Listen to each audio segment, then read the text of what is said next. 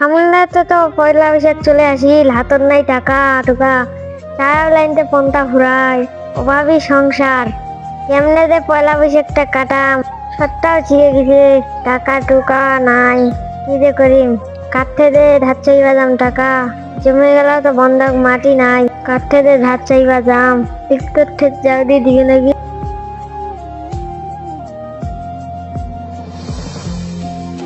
দীপ্ত কিরে ভালো আছি?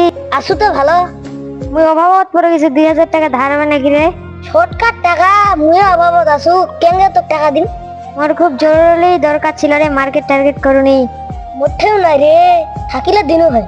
আচ্ছা চেষ্টা করিম দিবার, যদি পাও। আচ্ছা ঠিক আছে। টেংরাটা বড় বড় কষ্ট আছে, টাকা দিলে দিলে।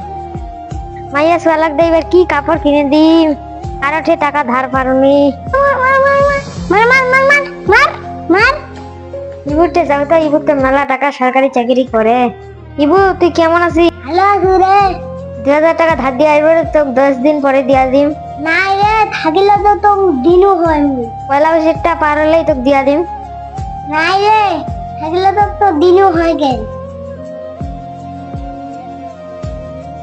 রাহ দে না টাকা ধার, মার্কেট করা হবে না মনে হয়, কষ্টের দিন যাচ্ছে। টাকা ধার দিত, মোর ব্যাংকে ভালো আছি, ব্যাংকের টাকা কিছু শোধ পাছু। এই পৃথিবীতে কিছু মানুষ এরকম আছে যারা মানুষের বিপদ বুঝে না, তাদের ব্যাংকে আসল, সুদটাই আসল, তাদের বিপদে পাশে থাকে না। তো এটা বাস্তবমূলক ভিডিও, যে বিষয়টা আমার নিজের সাথে ঘটেছে সেটাই তুলে ধরলাম আপনাদের মাঝে। তো কেউ খারাপ মনে করবেন না, আপনাদেরকে বিনোদন দেওয়ার জন্য ভিডিওটা তৈরি করছি।